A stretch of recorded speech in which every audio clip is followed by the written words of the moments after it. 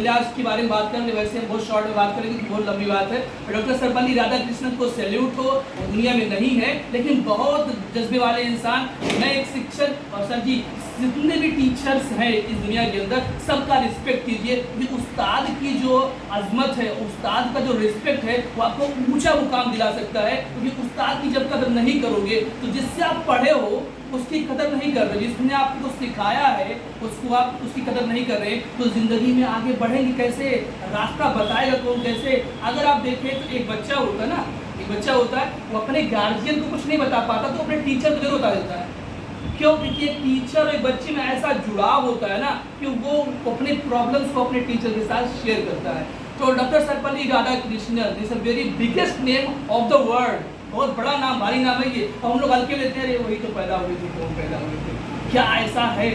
और मैं सिर्फ टीचर डे की बात नहीं करता हूँ, मैं एक चिल्ड्रन डे की बात करता हूँ साथ में। चिल्ड्रन डे में क्या हुआ था अभी मैं पूरी बात नहीं करूँगा। जो चिल्ड्रन डे है उसमें किसका जन्म हुआ था बता सकते हैं आप लोग? चिल्ड्रन डे के बारे में अच्छे जानते होंगे, I hope.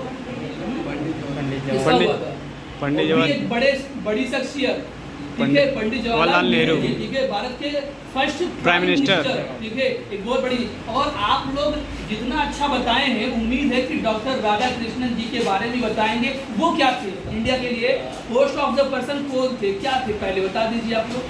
Doctor Radhakrishnan ji India के सबसे पहले क्या बने? राष्ट्रपति से जी। बताइए जरा, आपकी नॉलेज को यहाँ थोड़ा सा टेस्ट कर लिया जाए, क्योंकि आपने बताया कि ना बाल दिवस 1954 में मरे थे। क्या कह रहे हैं, नॉलेज अधूरा लग रहा है। 1954 में पहले नहीं, आप लोग गलत बोले। देखिए डॉक्टर सर्वपल्ली राधाकृष्णन जो है भारत के पहले वाइस प्रेसिडेंट थे, वाइस प्रेसिडेंट, उपराष्ट्रपति, पहले उपराष्ट्रपति हैं, और पहले नहीं दो बार लगातार उपराष्ट्रपति रहे हैं। और मैं आपको सन बता दूं, स्टार्टिंग अगर देखा जाए तो सबसे पहले जो जाइए, सबसे पहले इम्पोर्टेंट ये है कि कोई उससे कब पैदा हुए थे, कहाँ पैदा हुए हैं, क्या क्या किए हैं और कब इनका दुनिया से रुखसती हो गया। ये मेन पॉइंट याद कर लो, बाकी सब्जेक्ट को हम फंसा देंगे। यहाँ ये किए शिक्षा बड़ा अच्छा काम की, समाज के लिए बड़ा अच्छा काम किए। ये हमारा एक क्या था, ओपिनियन था कि हम ऐसे से लिख के आएंगे, याद कौन करेगा, इतनी जीवन परिचय कैसे याद करेंगे। उन्होंने बड़ी मेहनत से तैयारी किया और बड़े जज्बे के साथ तैयारी किया, और दुआ है और पूरी तरीके से ये आशीर्वाद है कि आप लोग ऐसे ही लगन, ऐसे ही मेहनत से पढ़ाई भी कीजिए। ये जो तैयारी आपने किया है ना, जो आप लोगों ने तैयारी किया है, it's a very most important. How you can anything से बहुत ही इम्पोर्टेंट है कि आप किसी भी काम को कैसे करते हैं। तो जैसे आप लोग जब कर रहे थे ना, बड़े लगन से और बहुत ही आराम से चीज़ों को मैनेज किया है। आई होप कि यू कैन डू एनीथिंग से इन your life, because it's a very big matter how you can do, ठीक है। This is very important for you, you can do all the everything's you can do. सबसे पहले ये कि doctor Sarvepalli Radhakrishnan जी 5 सितंबर 1888 को पैदा हुए। जीवन के बारे में सारी चीज़ें हमें आई होप मुझे पता भी है, लेकिन सारी चीज़ों को बता पाना और इस समय में शॉर्ट टाइम में बता पाना मुश्किल है। और शायद आप लोग सोचते हैं हर आदमी स्टेज 1888 में पैदा हुए, और जात पात धर्म nothing, no any person to respond for any caste, religion and society। आप कहाँ पैदा हुए, किस जात में पैदा हुए, किस धर्म में पैदा, ये मैटर ही नहीं करता है।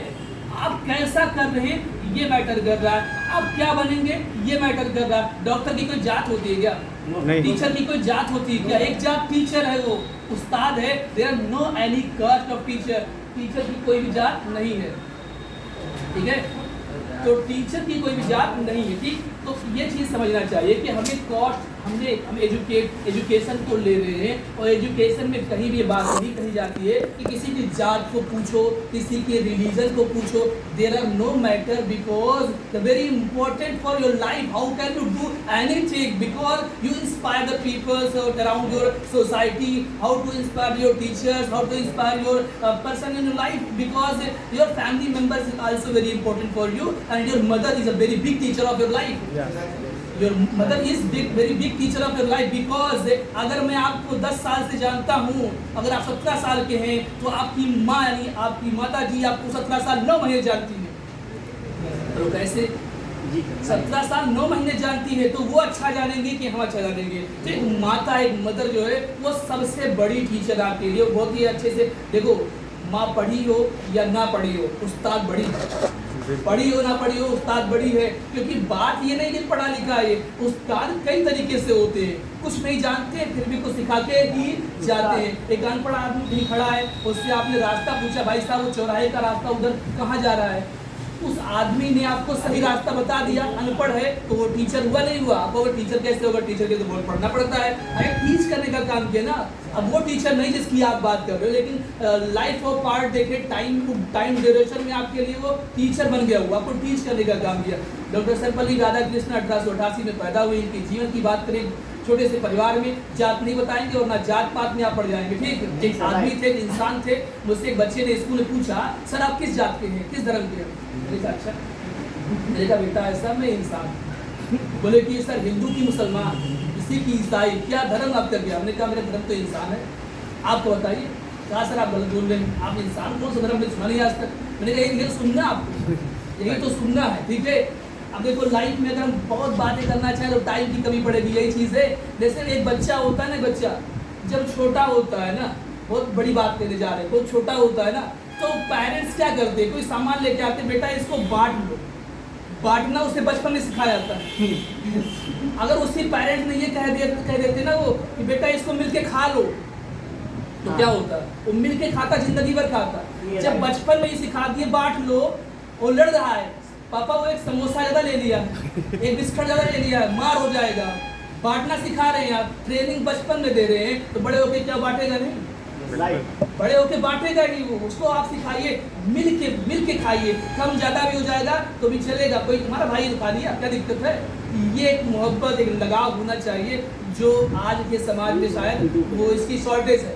इससे कोई सामान शॉर्टेज होता नहीं है, आज लगाव का शॉर्टेज, एक दूसरे के सब दुश्मन बने जाए। फिर भी डॉक्टर सर्वपल्ली राधाकृष्णन 1896 यानी 1896 में उन्होंने अपनी पढ़ाई स्टार्ट की। कहाँ पढ़ा, कैसे पढ़ा, ये जानना डजेंट मैटर। मद्रास में पढ़े, पैदा कहाँ हुए पता है? तमिलनाडु में।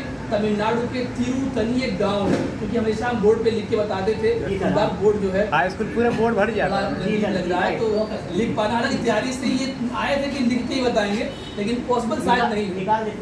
निकाल टाइम से बोर्ड लगेगा, लेकिन लिख सकते हैं। नहीं सर जी, शो खराब हो जाएगा।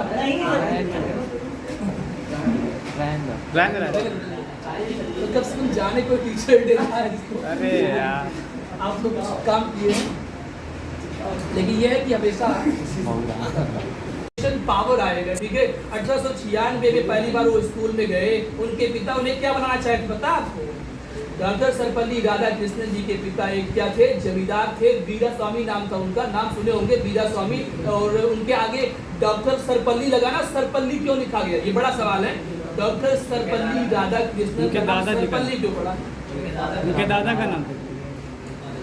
उनके जो पुरख लोग थे, उनके जो पिछले दौर के लोग थे, वो एक सरपल्ली गांव में रहते थे। ये गांव का नाम था सरपल्ली।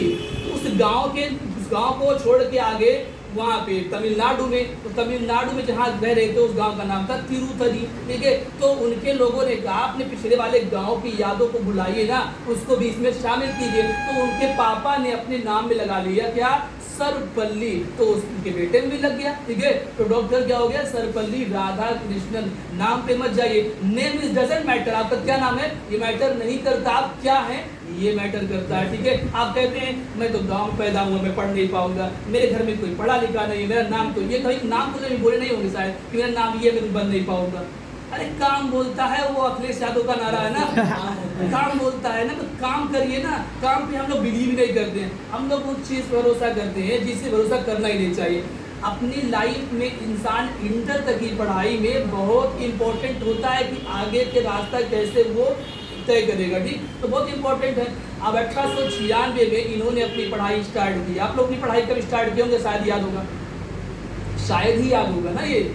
अच्छा आज सोचना पड़ेगा, ऐसे कहेंगे 2008 में सभी लोगों ने अपना अपना पढ़ाई, हमें अपना याद है 1999 मैंने पढ़ाई शुरू किया था, अच्छे से याद है, पहला दिन क्लास भी याद है, ठीक है। और कुल मिला के 1896 में अपनी पढ़ाई स्टार्ट की और 1900 जो है 2 में वो हाई स्कूल पास हो गया। हाई स्कूल कैसे पास हो गया, बहुत मैच्योर वो स्टूडेंट थे, बहुत परिपक्व थे। उनके पिता उन्हें पुजारी बनाना चाहते थे। अब ये सोच मत जाइएगा, देयर आर नो मैटर, मैं इसीलिए बता रहा हूँ कि आपके घर में आपके पेरेंट भी कुछ बनाना चाहते होंगे, वो आप बनना नहीं चाहते, राइट। ये होगा ना। हो सकता है आपके पेरेंट्स आपको डॉक्टर बनाना चाहते हो, आप कुछ और बनना चाहते हैं, इंजीनियर बनना चाहते हैं, आपका अलग ही सोच है।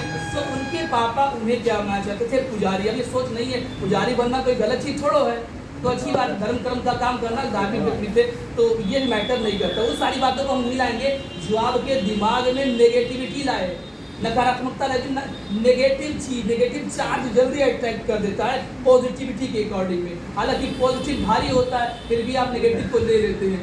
धीरे धीरे जल्दी बढ़ते हैं। 1903 में इनकी शादी हो गई। शादी डजंट मैटर आपके लिए, ठीक है, डजंट मैटर। 1913 में इन्होंने एक स्कूल पढ़ाना स्टार्ट कर दिया और धीरे धीरे एक स्कूल में पढ़ाते पढ़ाते कहीं ना कहीं टीचिंग कार्य में बड़ा अच्छे काम करने लगे। इन्हें बहुत सारे अवार्ड दिए गए। और बहुत मोस्टली बात कर दें कि 1939 में, 1939 में आपको पता होगा 1939 के आसपास कुछ हुआ था। Yes sir, first world war.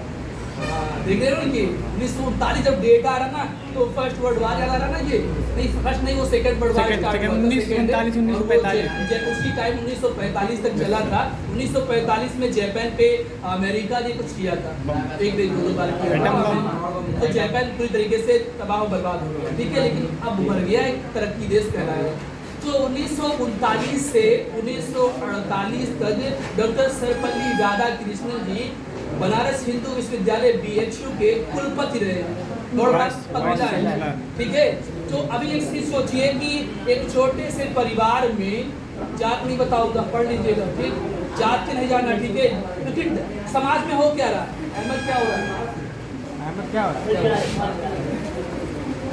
समाज में हो क्या रहा है जानते हो? जब आप किसी के पास जाते हैं ना, किसी से मिलते हैं ना, तो क्या मालूम होता है? अक्सर लोग बातें कैसी करें, बहकी बहकी, किस जात के हैं, किस धर्म के हैं, ये नहीं पूछते कहाँ के, जानते हिंदुस्तान के, है ना ये।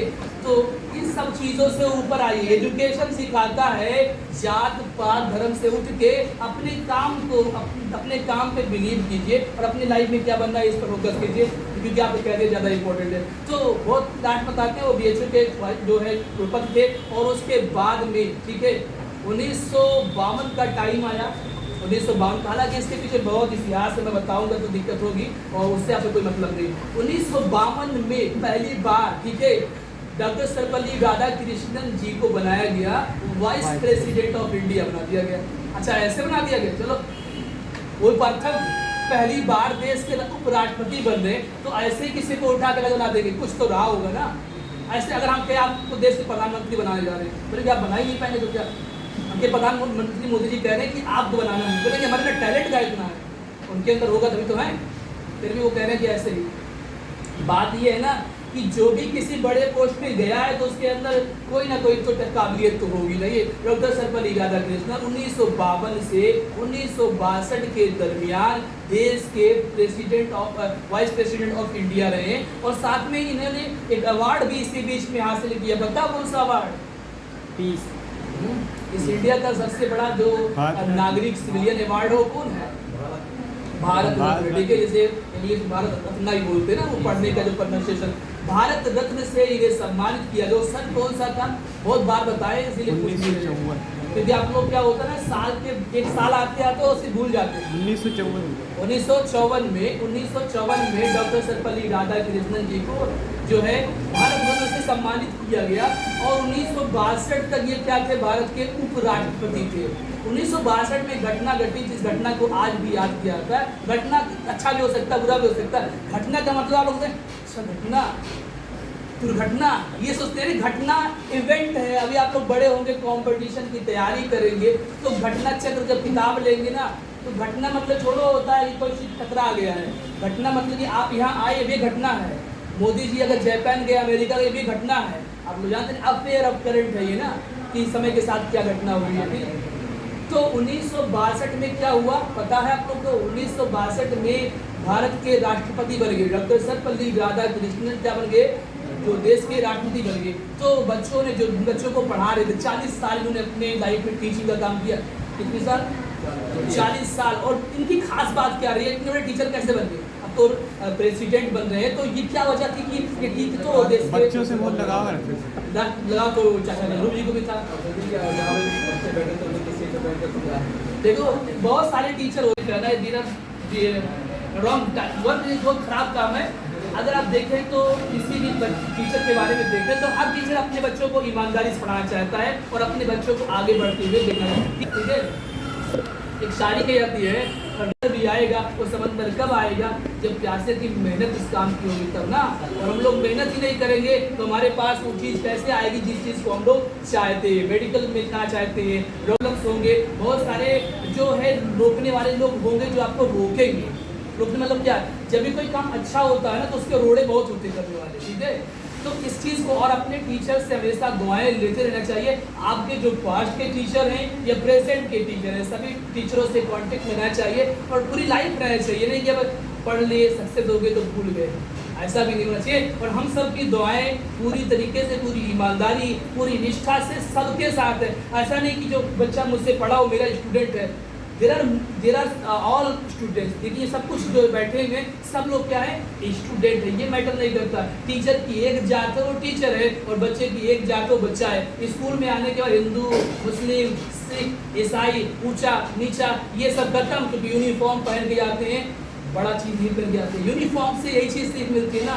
यूनिफॉर्म सभी अमीरों और गरीबों को लाके पैरेलल खड़ा करता है कि तुम भी उसी चीज़ का कपड़ा पहने हो जो चीज़ मैं पहना हूँ। मैं गरीब हूँ, तुम भी गरीब रहो आज। ठीक है, कि आज आपकी अपनी औकात नहीं दिखानी है कि मैं आज बड़ा कपड़ा पहन के जाऊँगा, हाई फाई जीन्स पहन के जाऊँगा आज स्कूल में। लेकिन बहुत सारे स्कूल ऐसे इस मैनर को फॉलो नहीं करते हैं और बड़े अफसोस की बात है। हर स्कूलों में ड्रेस को बहुत ही कठोरता से लागू करना चाहिए।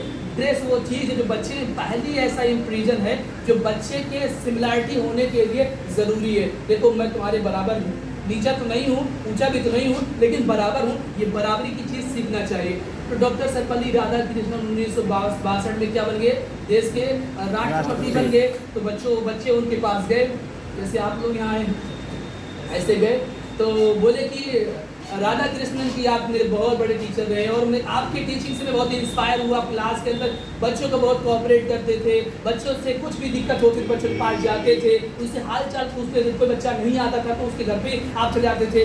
ये सारी चीज़ें मुझे बहुत अच्छी लगी। ठीक है, और शायद ही कोई टीचर ऐसा होता होगा जो बच्चों के लाइन से इतना जागरूक होता होगा।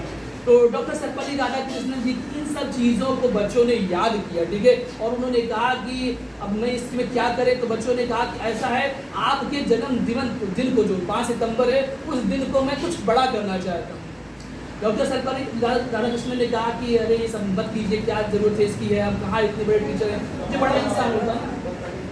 बड़ा इंसान होता है, बड़े इंसान की पहचान अपना क्रेडिट कभी नहीं लेता है, क्रेडिट नहीं लेता है। ठीक है, वो इसी बात को कह रहे थे कि मैंने कुछ किया ही नहीं है, मैंने वो किया मेरा फर्ज था, एक टीचर का जो दायित्व था मैंने उसको निर्वहन किया है, उसी को काम किया है।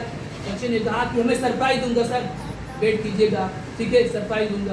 बोले कि क्या ऐसा करना चाहे तो बता तो दीजिए। बोले आपके जन्म जिस दिन को मैं भव्य रूप से बड़ा बनाना चाहता हूँ। बोले ये सब करने से पहले काम कर लीजिए। अगर आप लोगों को इतना ही लगाव है, इतना ही